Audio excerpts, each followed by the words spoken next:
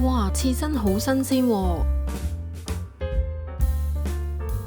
串燒、鰻魚、豆腐豬扒，飲埋杯咖啡，食埋蘋果批。鍾意嘅話記得訂閱、讚好、留言、分享。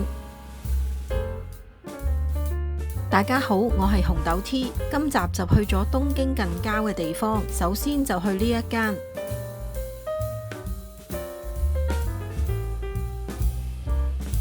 有新鮮嘅鰻魚。睇下餐牌先，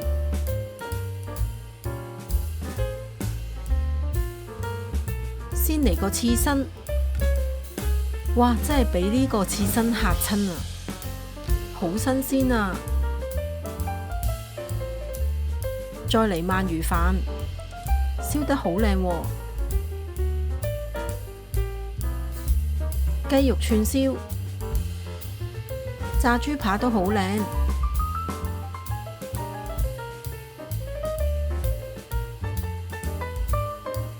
鰻魚燒得焦脆好食，炸豬扒外脆內嫩，口肉唔乾身，真係好食啊！今餐都好滿足。第二站就嚟到箱根強羅站，嚟呢間食午餐。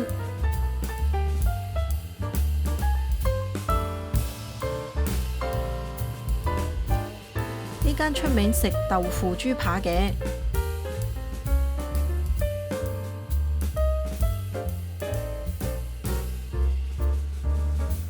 就係滑豆腐，入邊釀咗啲豬肉碎，味道就偏淡。呢個炸豬扒味道都正常。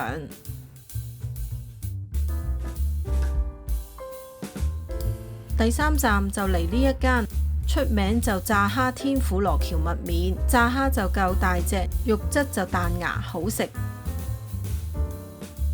第四站就嚟呢一間飲咖啡。環境優美，個湖呢就變咗滑冰場。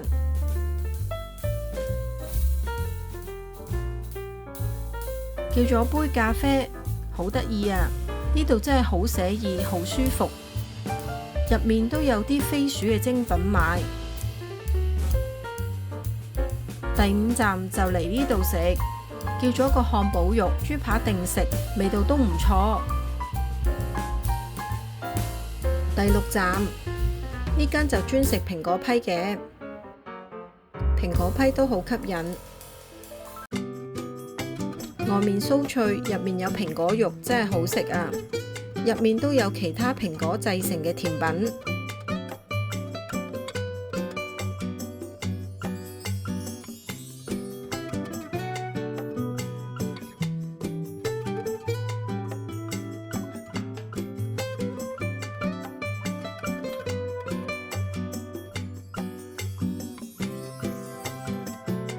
最後都買咗2個凍蘋果批返酒店食，